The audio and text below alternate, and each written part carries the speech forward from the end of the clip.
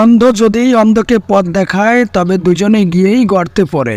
ভালো মানুষ সাজা সহজ, কিন্তু ভালো মানুষ হওয়া খুব কঠিন। ভালো ছেলে বিয়ে করার আগে করণীয়, ওই ছেলের বিল্ডিং ঘর আছে কিনা যাচাই করার আগে বিল্ডিং ঘরের মানুষগুলো মানুষ নাকি অমানুষ তা যাচাই করা জরুরি।